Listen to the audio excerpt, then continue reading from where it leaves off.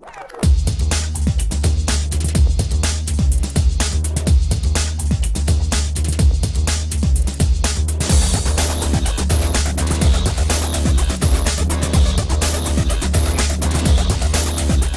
morning guys, it's Rachel here. I'm going to bring you my thoughts on the first 10 chapters of I Hunt Killers by Barry Lyga. So this is my pick for the month of August, and I'm so excited to talk to you guys about it. I can't wait to hear what Ashley and Dawn think. So this book is about a boy named Jazz Dent, and his father is one of the world's most notorious serial killers, killing about 127 people in 20 years, and he has been apprehended 4 years before this story takes place, and he is now in prison. So we see Jazz living in the town of Lobos Knob, and a body shows up in this quiet town, and at first glance it looks like a drifter killing maybe, but then we see that some of the fingers are missing and some of the fingers have been taken. And Jazz is pretty special, not only because he is the son of a serial killer, but because his father used to take him to crime scenes, and his father used to force him to help dispose bodies and different things like that, and so Jazz has a huge perspective on the mind of a serial killer. So when Jazz comes across this body that has been found in a field, and he realizes that at first glance it does look like a drifter killing, but then he sees that there are some fingers missing, and he realizes that this may be a serial killer. He sets out to find out who did this and why. So in the first 10 chapters we really see a lot of Jazz and who he is and who he's afraid to become. He definitely feels a little bit scrutinized in the town because of who his father was and what he's done, but then we see him kind of coming into this fear that he is going to become like his father and how he does not want to become like his father, but he almost feels as though it's inevitable with all that he knows.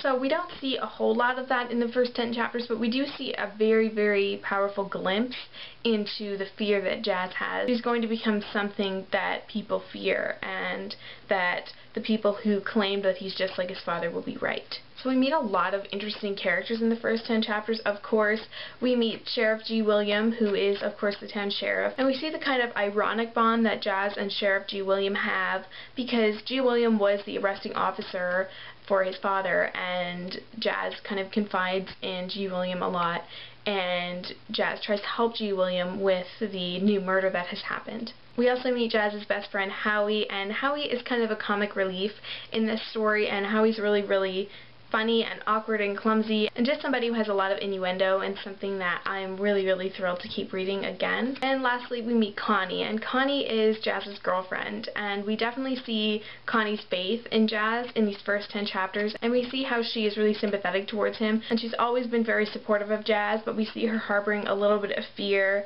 underneath that maybe he is becoming something that he doesn't want to become, because we see him doing a few illegal things and a few questionable things, but definitely I think that these are some of the really good chapters. They're definitely not, you know, the most action-packed or the most intense, because we are learning a lot about these characters and we're meeting everybody, and whether or not they're constants, we definitely see them. We also see a glimpse into the impact that Jazz's father, Billy, had on other people's lives, and we kind of get a glimpse of that in these first 10 chapters. So I definitely really enjoyed these first 10.